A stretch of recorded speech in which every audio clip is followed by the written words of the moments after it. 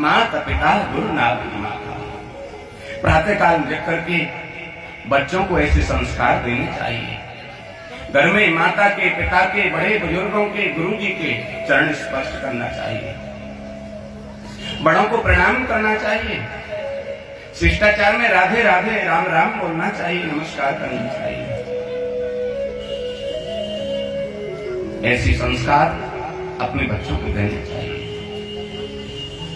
और ये व्यासपीठ आपसे वादा करती है कि ऐसे संस्कार देने में यदि माँ बाप अपने बच्चों को सफल हो गए तो आपको उन बच्चों के रहते हुए कभी भी वृद्धाश्रम में जाने की आवश्यकता नहीं पड़ेगी। उन बच्चों के रहते हुए कभी भी आपको किसी धर्मशाला में, आश्रम में रहने की आवश्यकता नहीं पड़ेगी। किंतु आजकल संस्कार बदल रहे हैं। पाश्चात्य सभ्यता आकर के हावी होती जा रही है। अभिवादन के नाम पर केवल 2 ही शब्द रह गए हैं जो प्रायः अपने को पढ़ा लिखा मानते हैं, विद्वान मानते हैं, सुशिक्षित मानते हैं। उस परंपरा में केवल 2 शब्द अभिवादन के नाम पर सुनाई देते हैं। जब कोई मिलता है तो हाय, और जाता है तो बाय। क्या अभिवादन है? क्या मतलब? हाय का, बाय का। पैर छूने की परंपरा तो प्रायः बच्चों से लुप्त सी होती जा रही है। अगर किसी को करना भी पड़े तो पैर तो कोई छूता ही नहीं, घुटने से ही काम चला लेते हैं।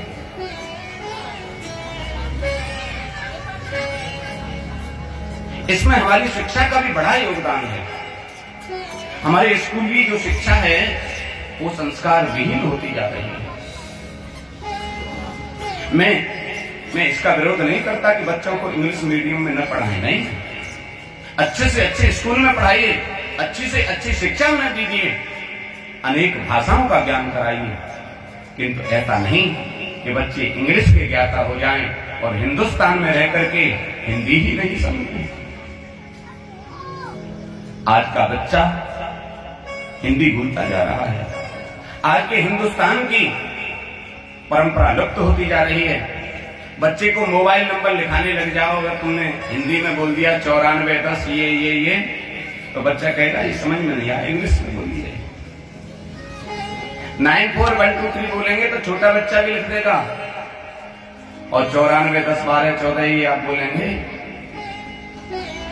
कैसी हमारी शिक्षा होती जा रही है। पहले गुरुकुल प्रणाली की शिक्षा थी, वहां शिष्टाचार सिखाया जाता था, वहां सिखाया जाता था ब्रह्म मुहूर्त में जगना है, वहां सिखाया जाता था कि गुरु को, माता को, पिता को चरण वंदन करने हैं। आज भी हमारे गुरुकुल की ये परंपराएं हैं। विद्यार्थी जितनी बार गुरु जी के पास पढ़ने जाएगा उतनी बार चरण स्पर्श करेगा।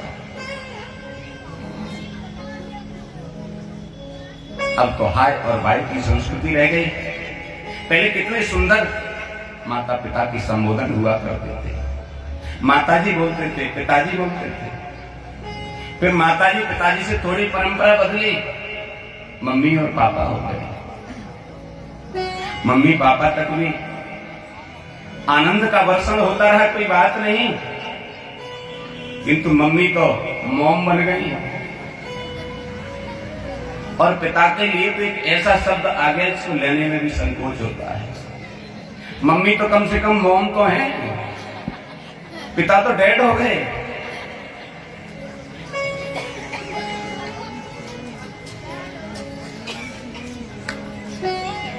हमें अपने बच्चों का, मैंने पहले या दूसरे दिन भी आपको बताया था कि 5 वर्ष से 15 वर्ष तक के बीच की आयु जो बच्चों की है, उस 10 वर्ष में यदि बच्चों पे आपने ध्यान दे लिया, बच्चों को संस्कारी बनाया, बच्चों को पढ़ाई लिखाई पे ध्यान दे दिया, तो फिर आपके बच्चे की कामयाबी अधूरी नहीं रह सकती। क्योंकि यही समय ऐसा होता है जो बच्चा कुछ प्रगति करने में बाधक भी हो सकता है और प्रगति के पथ पर आगे भी बढ़ सकता है। इसलिए हाय और बाय बोल करके हम बहुत पढ़े लिखे हैं दिखाने का प्रयास न करते हुए अपनी भारतीय संस्कृति की परंपरा को आगे बढ़ाएंगे तो निश्चित ही आपके परिवार में आनंद का वातावरण बना रहेगा। पति पत्नी में विद्रोह नहीं होगा। डिवोर्स का जो अध्याय है वो खत्म हो जाएगा। आजकल संस्कार विहीन वातावरण में हो रहे शादी विवाहों की स्थिति समाज में देखी जा रही है।